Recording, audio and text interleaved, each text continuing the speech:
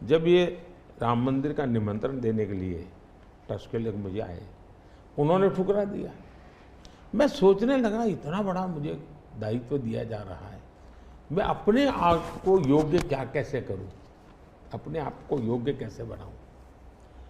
तो मैंने कुछ लोगों की एडवाइस ली, कुछ संतों की, कुछ जानकार लोगों की, मेरी स्पिरिचुअल लाइफ से जुड़े हुए कुछ लोगों को मैंने पूछा कि भाई मैं इसको एक प्रधानमंत्री के रूप में इस कार्यक्रम को नहीं लेता हूँ, एक राम भक्त के रूप में करना चाहता हूँ, मुझे क्या करना। उसमें से मुझे सुझाव आया, तो सुझाव तो बहुत, लेकिन मैंने फिर कुछ अध्ययन भी किया और मैंने मनोमन तय किया कि मैं 11 दिन का अनुष्ठान करूँगा।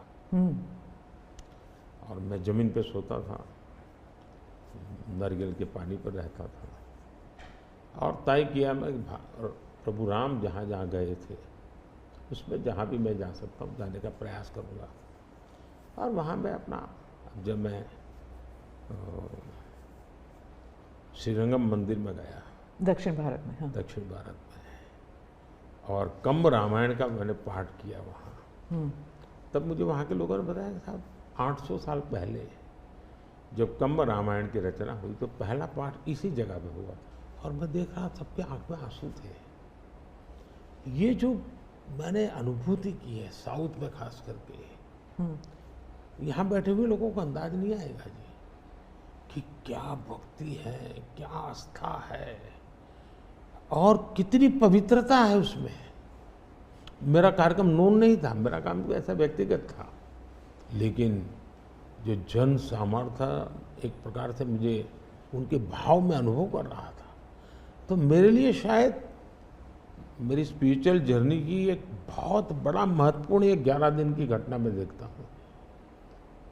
मैं और राम मंदिर प्राण प्रतिष्ठा को मैंने बहुत गंभीर लिया था जी। मैंने एक इवेंट के रूप में नहीं लिया था जी, मेरे लिए वो इवेंट नहीं था, वो एक स्पिरिचुअल मूवमेंट था आपके लिए। मैं मानता, मुझे दिखता था वो 500 साल का संघर्ष, मुझे दिखता था 140 करोड़ लोगों की श्रद्धा, सपने, और देश के गरीब गरीब लोगों ने पाई पाई देकर के मंदिर बनाया है जी। ये मंदिर 3 चीजें मैं देखता हूँ। एक, 500 साल का अविरत अखंड एक निष्ठ संघर्ष, लाखों लोगों का एक काम के लिए बलिदान।